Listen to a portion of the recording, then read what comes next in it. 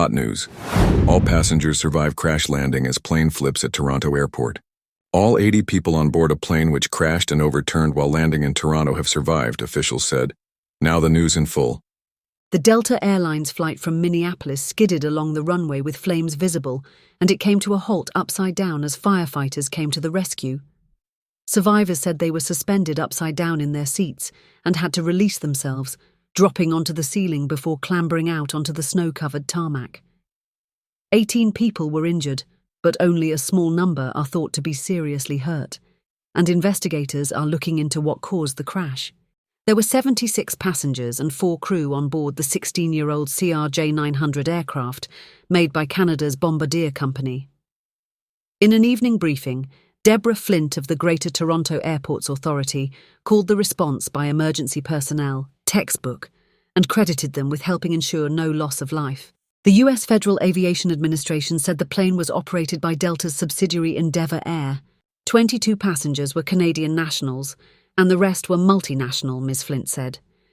The airport was closed after the incident, but flights into and out of Toronto Pearson resumed at about 17:00 local time.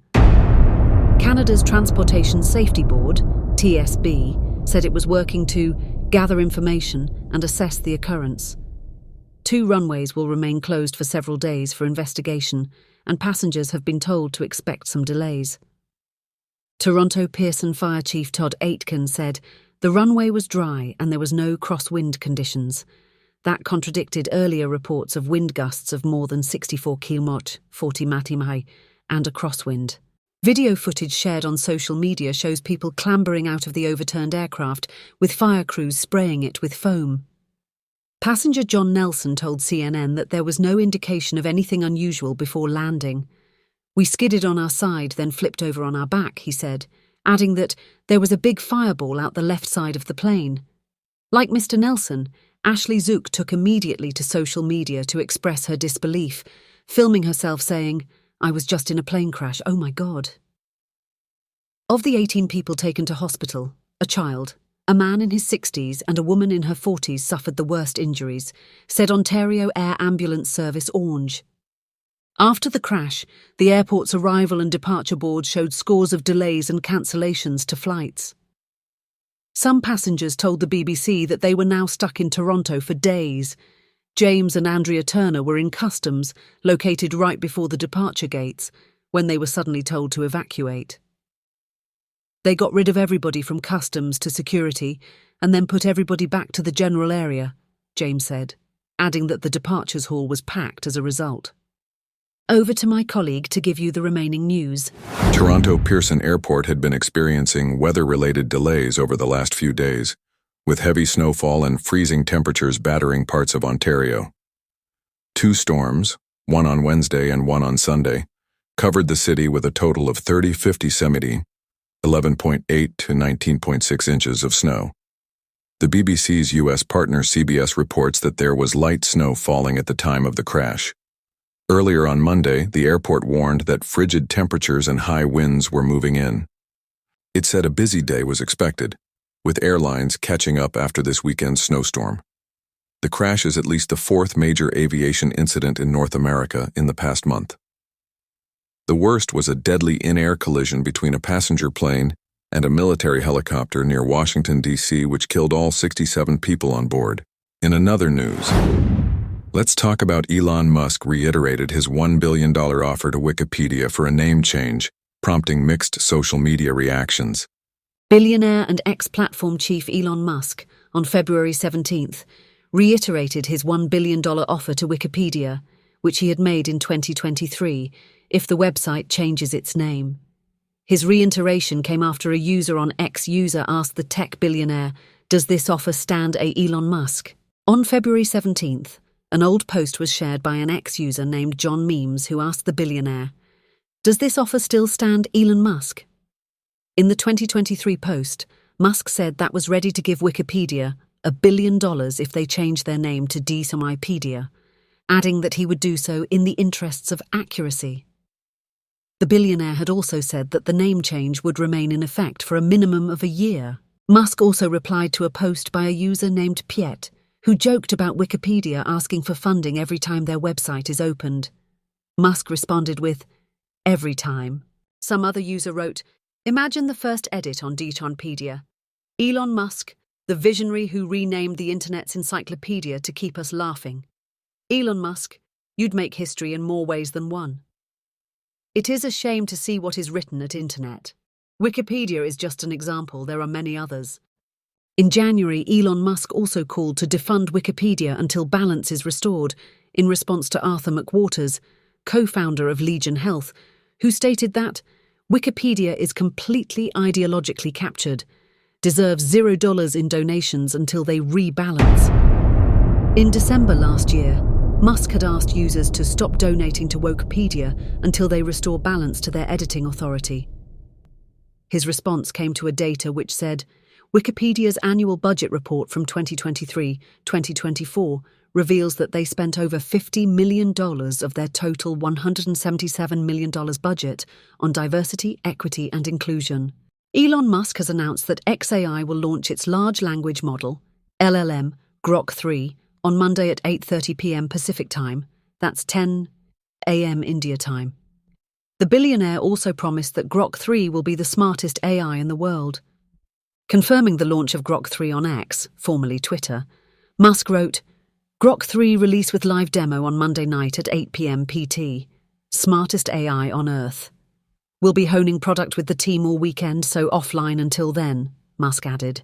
Speaking about Grok 3 at the Dubai World Government Summit earlier this week, Musk had said that the upcoming AI model is scary smart and is very efficiently trained. Speaking virtually at the summit, Musk said, Grok 3 has very powerful reasoning capabilities. In the test that we have done thus far, Grok 3 is outperforming anything that's been released that we are aware of. That's a good sign. In fact, at times I think Grok 3 is kind of scary smart. You are like, wow, this thing is smart, this thing comes up with solutions that you didn't even think, you wouldn't even anticipate. Grok 3 was trained with the most amount of compute and I think very efficiently trained. Grok 3 was trained on a lot of synthetic data, and then it goes back and forth through the data and tries to achieve logical consistency. If it's got data that is wrong, it will actually reflect upon that and remove the data that is wrong, that does not concord with reality. Its base reasoning is very good, Musk added. Elon Musk and PM Modi met on February 13th, during the Indian leader's first official visit to the United States after the election of US President Donald Trump. Musk is now a central figure in the Trump administration and has been engaged in key decisions through his Department of Government Efficiency, i.e. DOGE. After the meeting with Musk, Modi took to social media platform X, writing, "We discussed various issues, including those he is passionate about, such as space, mobility, technology, and innovation. I talked about India's efforts towards reform and furthering minimum government, maximum governance." The US digital service is undergoing restructuring under Elon Musk's DOGE, resulting in termination notices to over a dozen employees. The move reflects intention to replace existing staff with Musk's own team, leaving current workers in uncertainty. Elon Musk's DOGE team is sending termination notices to dozens of staff at the United States Digital Service, Bloomberg reported, citing two sources. The USDS is a group of Federal Information Technology employees whose job Elon Musk's DOGE is set to take over, it added. Notably, the USDS and Elon Musk's Department of Government Efficiency, aka the United States DOGE service, are technically the same entity, as per the report. It, however, noted that the USDS has been used more as a vehicle for Elon Musk to hire his own team. USDS employees have been working in IT for the US government since the time of former US President Barack Obama. And for weeks, they have been in uncertainty about their jobs, the report said. Now the news about Russia and Ukrainian war. Major risks loom as Trump upends US-Russia policy.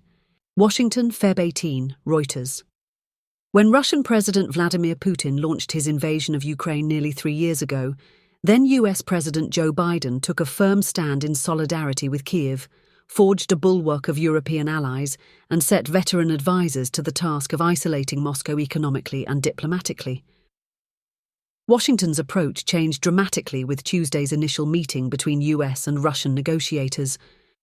The officials met just a month after Donald Trump returned to the White House, with Ukraine and NATO partners sidelined by a relatively inexperienced team of Trump aides, and Putin granted concessions even before the talks got underway. Trump's rush to impose an end to Russia's war in Ukraine has stoked fears of a peace deal with Putin that could undermine Kyiv and Europe's security and alter the geopolitical landscape. The really worrying fact is that Trump has taken Russia from pariah to prize partner in the time span of just a few days. That comes at a price, said Brett Bruen, a former foreign policy advisor in the Obama administration. The talks in Riyadh, the first time the US and Russia have met to discuss the deadliest conflict in Europe since World War II, yielded agreement to form negotiating teams for future meetings and work to restore the normal functioning of each other's diplomatic missions, reflecting a thawing of long-frozen relations. Even before the talks, European politicians accused Trump of handing free concessions to Moscow last week by ruling out NATO membership for Ukraine and saying it was an illusion for Kyiv to believe it could win back the 20% of its territory now under Russian control. Some critics condemned Trump for what they said amounted to appeasement. Major players excluded. Ukraine's exclusion from Tuesday's meeting marked a sharp departure from Biden and NATO's mantra of nothing about Ukraine without Ukraine. Kyiv has said it will not accept any deal imposed without its consent. And the absence of European representatives added to US allies' anxieties about whether Trump might be willing to give up too much for little from Putin. That helped spur European governments to discuss the possibility of contributing peacekeepers to back any deal on Ukraine.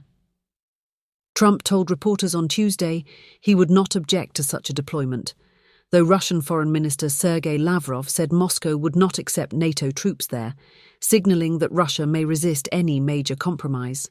There was no immediate sign that Russian officials had offered any concessions in the meeting. The encounter saw Lavrov and Kremlin foreign policy aide Yuri Ushakov, two veterans who have spent a combined 34 years in their current roles, negotiate with three Trump aides in their first month on the job: Secretary of State Marco Rubio, National Security Advisor Mike Waltz, and Trump envoy Steve Witkoff. The American team has almost no experience in high-level international negotiation, no regional expertise on Ukraine and Russia, and no relevant foreign language knowledge, Timothy Snyder, a Yale University professor and Russia expert, wrote on X. Not true of the Russians, to put it mildly. Bruen described it as amateur hour for Trump's national security apparatus. A Trump administration official said Washington could not help foster a lasting peace with the same lack of engagement that has allowed the death and destruction in Ukraine to continue. President Trump has built a strong team that is already demonstrating his peace through strength agenda in action, said Brian Hughes, spokesman for the White House National Security Council. Trump said he was more confident after the talks, and he would probably meet with Putin before the end of the month. He has praised Putin in the past and commended him for a conciliatory attitude after their phone call last week. Russia wants to do something, Trump told reporters in Palm Beach, Florida on Tuesday. He brushed aside Ukraine's concern about being left out of the meeting and said Kyiv should have entered talks much earlier.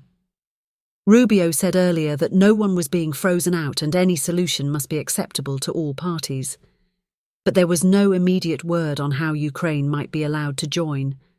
Ukrainian President Volodymyr Zelensky postponed a visit to Saudi Arabia planned for Wednesday because of what sources familiar with the matter said was to avoid giving legitimacy to the US-Russia talks.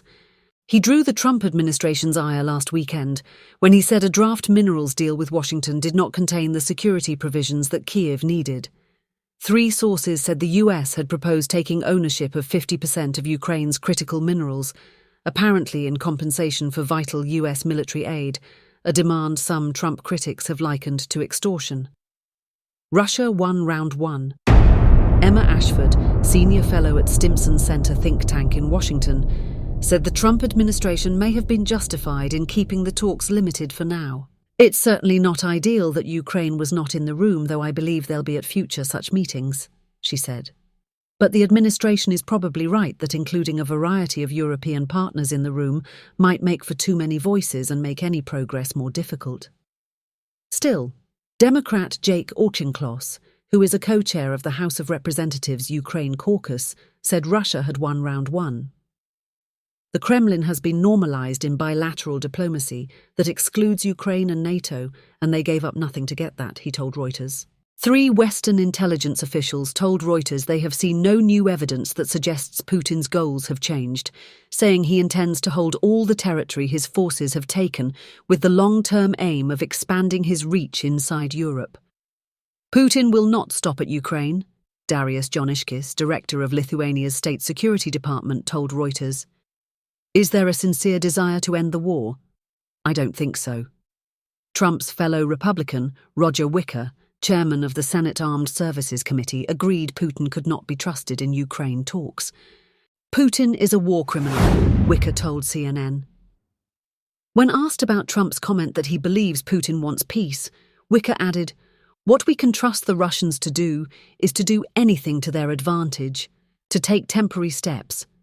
Kindly hit the like button and subscribe to our channel to show your support. Share it with your friends and family to spread our eye-opening news, and don't forget to follow us to stay tuned for more." Once more, tell us something we don't know and drop your comments. Thank you and God bless you.